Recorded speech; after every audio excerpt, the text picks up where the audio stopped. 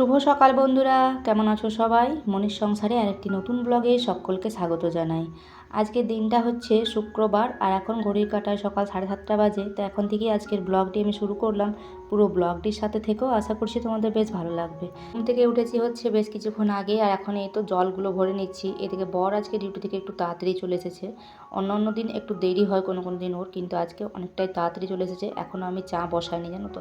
তো এক্ষুনি হচ্ছে চায় নিয়ে হয়তো কিছু আমাকে বলবে। যাই হোক, কী আর করবো, বললেই হয়তো এখনই বলবে যে আরও সকালে উঠতে হয় চাটা বানানো। তবে ওর কোনো ঠিক থাকে না, কোনো দিন একটু দেরি করে আসে, কোনো দিন তাড়াতাড়ি চলে আসে। তবে তোমাদেরকে তো বলে থাকি যে সকালের সব থেকে বড় কাজ হচ্ছে এই জল ভরাটা। এই জলটা যদি না ভরি না তাহলে সারাদিন হয়ে গেছে, কোনো ঠিক নেই। 10টার সময় আজকাল মাঝে সাঝে আবার আসছে, আবার কোনো দিন আবার আসেও না। তো সেই কারণে সকালে আমাকে জলটা ভরতে নাহলে সমস্ত বোতল আর সব ফাঁকা হয়ে বসে থাকবে। তো চলো, জলগুলো তো ভরা হয়ে গেল, এখন চাটা বসিয়ে দিই। তারপর হচ্ছে চাটা বসিয়ে নিয়ে তারপর যাব হচ্ছে আমি ব্রাশ করতে। তো রাত্রেবেলা যেহেতু গ্যাসটা দেখো সমস্তটা পরিষ্কার করে মুছে রাখি, যে কারণে সকালবেলা কিন্তু আমাকে আর এই কাজটা করতে হয় না। রাত্রেবেলা যখন তরকারিপাতি গরম করি বা রুটি খাওয়ার জন্য কোনো তরকারি করি, গ্যাসটা কিন্তু একদম পরিষ্কার পরিচ্ছন্নভাবে মুছে ধুয়ে রাখি, যাতে সকালবেলা উঠে কিন্তু রান্নাঘরটা পরিষ্কার থাকে। আর এখন দেখো আমি জানলাটা কিন্তু খুলিনি আজকে। ওই যে তাড়াহুড়ো করে জলগুলো ভরলাম, এদিকে চা বসাচ্ছি, একটু পরে আর কি খুলবো। আর আজকের ওয়েদারটা না একদমই ভালো নেই, জানো তো। একদম সেই মেঘলা মতো ওয়েদার, একবার করে হালকা হালকা রোদ দিচ্ছে আর একবার করে হচ্ছে যেমন মনে হচ্ছে এই বুঝি বৃষ্টি পড়বে। তো এদিকে আমি ব্রাশটা করে চলে এসেছি আর এই পাশে চাটা বেশ ভালো মতো ফুটে এসেছে। একটুখানি জল খেয়ে নিলাম আগে। আর বড় না এসে হচ্ছে ওদিকে শুয়ে পড়েছে, ওকে ডাক দিলাম, যদিও এখনও ঘুমায়নি। বললাম যদি চাটা খাবে তো দেবো, নাহলে হচ্ছে পরে খাবে। তো বললো আর কি দিতে, তাই কারণে হচ্ছে ওকে এই যে চাটা দিয়ে নেবো। আর তার সাথে আমিও খাবো। ছেলে মেয়ে দুজনে এখনও ঘুমাচ্ছে, এখনও ওরা ওঠেনি। তো চলো চাটা হচ্ছে খেয়ে নিয়ে বাদবাকি কাজগুলো শুরু। জানো তো, কালকে ভাবছিলাম যে আমার একটা সোয়েটার বাইরে রয়েছে, ওটা ভরে দেবো, মানে কেচে নিয়ে রেখে দেবো, কিন্তু ভাগ্যিস যে ভরিনি, জানো তো। কালকেই তো বলছিলাম যে ব্ল্যাঙ্কেট গায়ে দিতে, এবার গরম লাগছে। তবে ওয়েদারটা দুদিনে হচ্ছে একটু চেঞ্জ হয়েছে। কালকেও হালকা একটু বৃষ্টি পড়েছে দুপুর দিক করে, আর আজকেও সকালে কিন্তু বাসি কাজকর্মগুলো যখন করছিলাম তখন কিন্তু বেশ কয়েক ফোঁটা বৃষ্টি পড়লো। তোমাদের ওইদিকে কার কার বৃষ্টি পড়ছে, মানে এরকমটা হচ্ছে আর কি, মেঘলা ওয়েদার, সেটা কিন্তু অবশ্যই আমাকে কমেন্টে জানিও। কখন যে কীভাবে আবহাওয়া মানে বদলে যায় বোঝাই মুশকিল। মানে ভাবছিলাম ভাগ্যিস যে ভরিনি, সব কটাই ভরে দিয়েছি, শুধু 2-1টা করে সবাই কিন্তু বাইরে আছে। তো প্রত্যেক বছরই কিন্তু দেখবে সরস্বতী পুজোর সময় এই সময় আর কি বৃষ্টি পড়ে, তবে এবছর কিন্তু বৃষ্টিটা হয়নি। তাই হচ্ছে এখন আর কি হচ্ছে 2-1 ফোঁটা। স্নান সেরে পুজোটা দিয়ে নিয়েছি। আর এদিকে ছেলেকে পাঠালাম একটু বাজারে, কয়েকটা জিনিস আনার দরকার ছিল। আর তার মধ্যে হচ্ছে আমার একটা প্যান্ট ছিল, যেটা হচ্ছে সেলাই করার জন্য দিয়ে পাঠালাম। আর এদিকে ভাত বসিয়ে দিলাম। আর আজকে না মাথাটা একটু ব্যথা করছে, তার সাথে কিন্তু পেটটা খুব খালি খালি লাগছে, খিদেও পেয়েছে। তাই এই যে কালকের অল্প একটু ছোলার ডাল ছিল, ওটা দিয়ে এখন মুড়ি মেখে খাচ্ছে। আর মেয়ে বললো যে আমার সাথেই খাবে। এদিকে আমরা মা মেয়ে এতে মিলে খাচ্ছিলাম, আর খাওয়া শেষ হয়েছে। আর ওইদিকে শুভ এসেছে বাজার থেকে, আর এসে নিয়ে ও ওখান থেকে গাড়ি হর্ন দিয়েছে আর তিথিকে ডাকছে। তিথি গেল দরজাটা খুলতে, আমি এখনও মুড়ি খাওয়া থালাটা উঠাইনি, জানো তো। আর এদিকে এক কাণ্ড হয়ে বসে রয়েছে। দরজার কাছে সাটাটার কাছে ছিল একটা সাপ, আর দেখো কেমন মানে হর্ন দিয়েছে ছেলেটা ওইদিকে, আর এদিকে হচ্ছে ঘরের মধ্যে ঢুকে গেছে। এই যে ড্রেন আছে তো, ড্রেনের মধ্যে এসে দেখো কী কম ইটের মধ্যে এখানটাতে শুয়ে রয়েছে। জল দিচ্ছি কিন্তু কোনো রকমে এমন একটা মানে করে আছে যেমন সেই আর নড়ছেও না চড়ছেও না। শেষে অনেকবার জল দেওয়ার পর তারপর হচ্ছে আবারও মুখটা ওইদিকে করে আর কি ড্রেন দিয়ে আর কি বার। ভাগ্যিস যে তাড়াহুড়ো করে আসলাম, না হলে হচ্ছে ঘরে ঢুকে যেত, জানো। তার এই ইটগুলো রয়েছে না, এগুলো না হচ্ছে ঢুকেও থাকবে, আর তখন বুঝতেও পারতাম। যাই হোক, কোনো রকমে এইভাবে করে জল দিয়ে এই যে দেখো মুখটা ওইদিকে বার করেছে আর বেরোলো।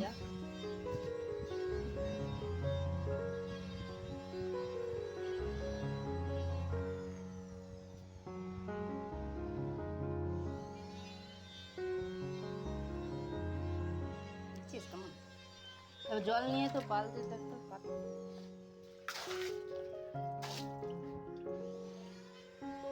এ দিদি সর, এসব আয়না ড্রেনটা থেকে ওদিকে দেখতে যেমন না উঠে।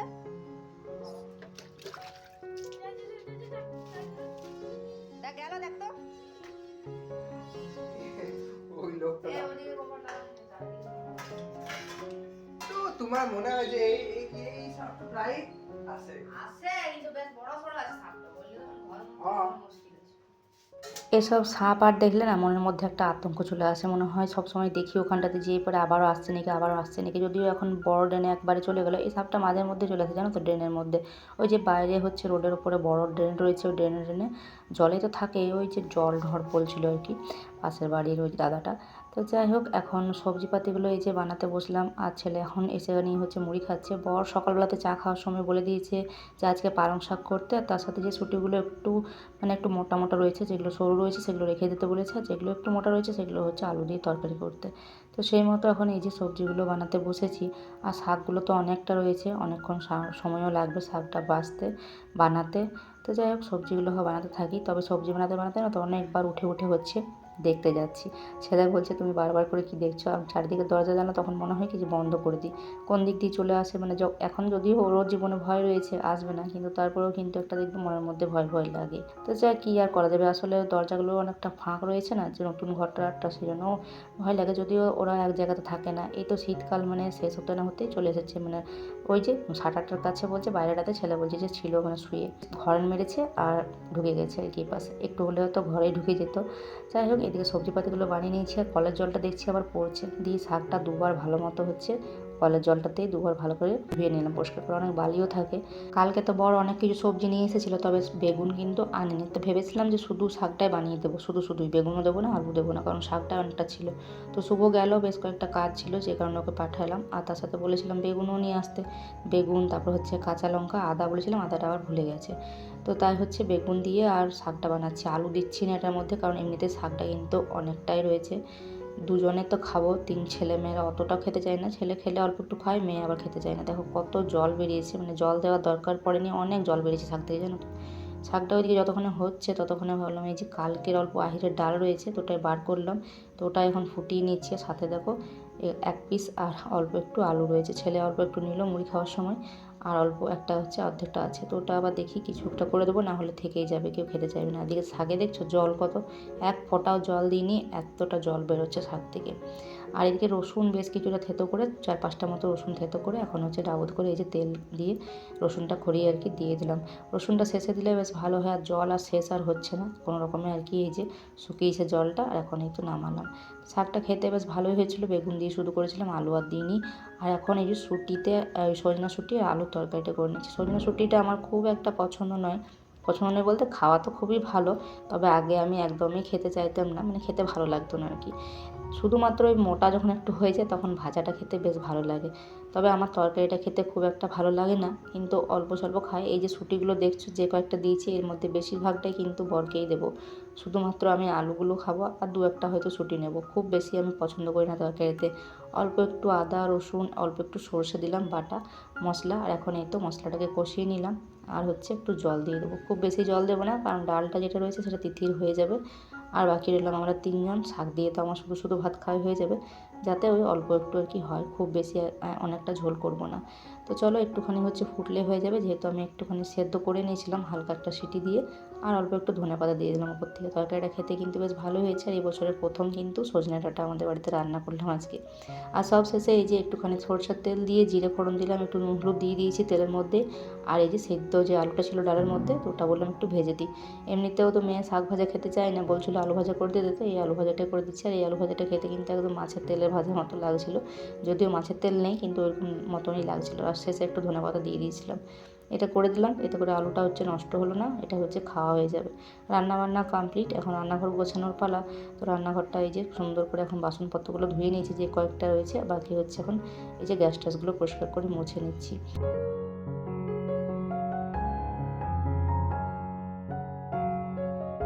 এখন সন্ধ্যাবেলা সন্ধে দিয়ে আসলাম, আর এদিকে অল্প একটু আটা মেখে নিয়েছি, আর এদিকে না সকালবেলা ছেলেকে ওই যে 1 প্যাকেট দুধ আনা করিয়েছিলাম, 11 টাকা যে ছোটো প্যাকেটটা, সেই দুধটা আনা করেছিলাম।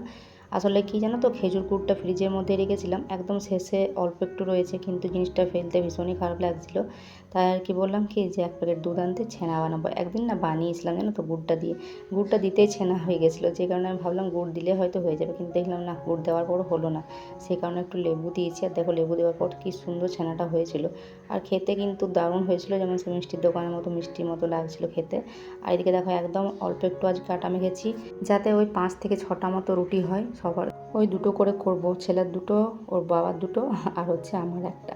কোনো ঠিক নেই, কোনো দিন জানো তো বেশি রুটি যদি থেকে যায় না, আমার ভীষণ রাগ হয়, কারণ কষ্ট করে আমি করবো আর তারপর যদি সেগুলো থেকে যায়। আর এখন এবারে ধরো গরমের দিন আসছে, তো ওই সকালবেলা চা দিয়ে খায় সেটা ঠিক আছে, তারপরেও যদি থেকে যায় না সেটা কিন্তু খাওয়াটা খুব একটা ভালো নয়।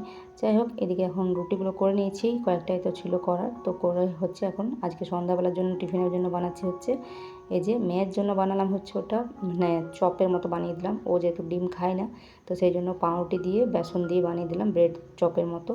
আর আমাদের জন্য বানাচ্ছি হচ্ছে এই যে ডিম টোস্ট। তো অনেকদিন থেকে ভাবছিলাম বানাবো, তো ইচ্ছা ছিল অনেকদিন বানানোর। তো যাই হোক, সেটাই এখন বানিয়ে নিচ্ছি। তো সবার জন্য হচ্ছে আমাদের 3 জনের জন্য এটা বানাবো, আর মেয়ের জন্য হচ্ছে চপের মতো করে বেসন দিয়ে ওটা ভেজে দিলাম।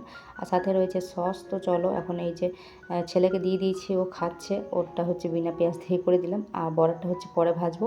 আমি এখন আমারটা ভেজে নিই, এই যে চলো এখন খেয়ে নেবো। সাথে হচ্ছে মেয়েও খাওয়া হয়ে গেছে, তারপর আমার খাওয়া হওয়ার পর হচ্ছে বরের জন্য বানিয়ে রেখে দিচ্ছি। তবে ও এখন ঘুমাচ্ছে, ও এখন ওঠেনি, ও নাইট শিফটে ডিউটি রয়েছে যেহেতু, তো সময় মতো উঠবে। আর তারপর এই যে রাতে রুটি খাওয়ার জন্য তো আজকে কিছু নেই, ওই শাক ছিল, শাক আর তরকারি করেছিলাম, তো ওটা তো দিনের বেলাতে শেষ হয়ে গেছে, কয়েকটা তরকারি আলু আছে। আর এখন এই তো ক্যাপসিকাম আর আলু আর সাথে একটা ডিম ছিল, তো ডিমটা হচ্ছে দিয়ে দিলাম ওর মধ্যে। তো এটাই ভাজা করছি রুটি খাওয়ার জন্য। আর এটা ভাজার পর একটুখানি ঢাকা চাপা দিয়ে রেখে দিয়েছিলাম। এখন 8টা সোয়া 8টা মতো বাজে, বর উঠলো, তো এখন ওকে খাবারটা দিচ্ছে। আর ওই যে সাথে দেখো ছানাটাও দিয়ে দিয়েছি। ছানাটা খেতে কিন্তু দারুণ সুন্দর হয়েছিল, সবারই অল্প করে হবে আর কি, মিষ্টির মতো। আর ডিম টোস্টটা একটা সাথে দিয়ে দিলাম, কারণ ওর খাওয়ার সময় নিয়ে এক্ষুনি উঠলো।